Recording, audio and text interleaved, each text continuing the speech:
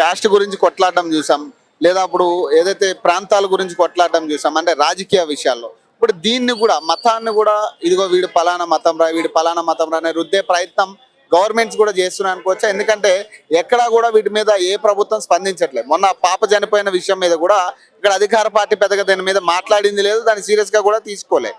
So ఇప్పుడు ఈ విషయాల మీద కూడా పెద్దగా ప్రభుత్వాలు సీరియస్ గా తీసుకోవట్లేదు. అంటే బేసిక్ గా ఈ మతాన్ని అనే దాని మీద డివైడ్ చేసే మతాల వారీగా యుద్ధాలు అన్నవి ఇప్పుడు ఫస్ట్ టైం ఏదో బీజేపీ ప్రభుత్వం వచ్చిందో, లేకపోతే ఇక్కడ ఏదో కాంగ్రెస్ ప్రభుత్వం వచ్చిన తర్వాత హిందూ ముస్లింల గొడవలు అవుతున్నాయి అనేసి ఇది ఫస్ట్ టైం కాదు. ఇంతకు ముందు చరిత్రలో తీసుకున్నా కూడా మతాల ఆధారంగానే యుద్ధాలు జరిగినాయి.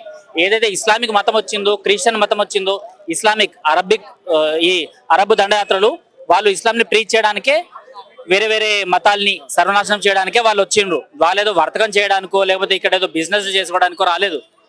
అండ్ బ్రిటిషర్లు వచ్చింది ఇక్కడ ఏదో రైళ్లు వేసి ఇండియన్స్ ని ఇక్కడ ఉద్ధరించుదామనేసి అయితే వాళ్ళు మానవ సేవా దృక్పథంతో అయితే రాలేదు. వాళ్ళు వాళ్ళ మతాన్ని ఇక్కడ బీజం నాటడం కోసం వచ్చారు. అవి చరిత్రలో జరుగుతున్నాయి, ఇప్పటికీ అవే కంటిన్యూ అవుతున్నాయి. ప్రభుత్వాలు కంట్రోల్ చేయాల్సిన ప్రభుత్వాలే పట్టించుకోని పరిస్థితులు కనపడతా ఉన్నాయి కదా ఈ దాడుల మీద. ఇప్పుడు ఒక ముస్లిం మీద దాడి జరిగిందంటే ఇమీడియట్ రెస్పాన్స్ వచ్చేది.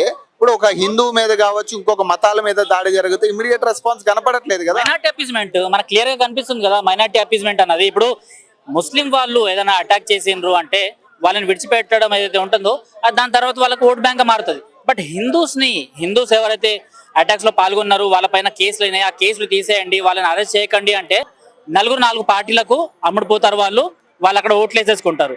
బట్ ముస్లిమ్స్ అలా కాదు కదా. వాళ్ళకు ఆజాన్ నుంచి వచ్చిన, అంటే మసీదు మైక్ల నుంచి వచ్చిన దాని ప్రకారము ఎంఎంకి వేయాలా, కాంగ్రెస్కి వేయాలా, లేకపోతే ఇంతకుముందు మనం చూసుకుంటే టీఆర్ఎస్ బీఆర్ఎస్కి వేయాలా అన్నది వాళ్ళు ఆలోచించుకునే వాళ్ళు. టీఆర్ఎస్కి వేసిన వాళ్ళు కూడా మసీదు ఆజాన్ల వల్ల, మసీదుల్లో చెప్పడం దాని వల్ల ఈసారి కాంగ్రెస్ కేసేసింది.